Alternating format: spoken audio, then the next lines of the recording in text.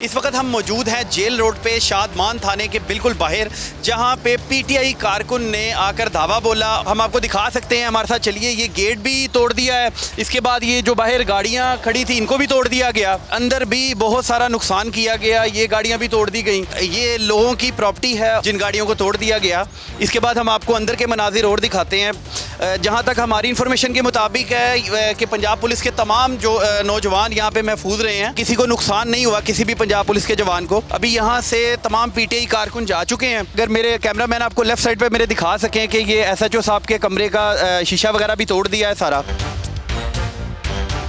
ये सामने front desk room जहाँ पे लोग अपनी कंप्लेंट्स वगैरह रजिस्टर्ड करवाने के लिए आते हैं, उसके भी शीशे तोड़ दिए गए हैं। पीटीआई कारकुन के अंदर बहुत शदीद गुस्सा पाया जा रहा है और उनका एक ही मुतालबा है कि इमरान खान साहब को रिहा किया जाए।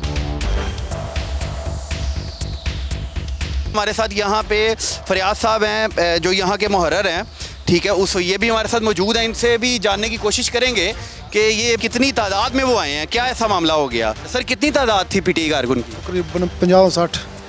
और आप कितने जवान थे यहाँ पे? 3-4-5 है सर। अच्छा, मतलब पंजाब पुलिस ने बिल्कुल मज़ामत नहीं किया, भगाया यहाँ से, भगा दिए। अच्छा, जिसके बाद हमें पता चला कि वो थाने के अंदर काबिज हो गए थे, कोई ऐसा कोई मामला नहीं? देख लो थाना कितने है, थाना फ्री है ना, है मामला कब्जे वाला कोई, भगा दिए वो भी। वो अच्छा, किसी पंजाब पुलिस के जवान को या कोई कारकुन को नुकसान हुआ हो? ये गाड़ी लूटी है, सिर्फ गाड़ियाँ बस। ये जी बस आवाम की जो मलकियत यहाँ पे किसी मुकदमे के अंदर जो लोगों की गाड़ियाँ वगैरह जो खड़ी हैं उसको नुकसान हुआ, उसके शीशे टूटे हैं, इसका अदाला कौन करेगा?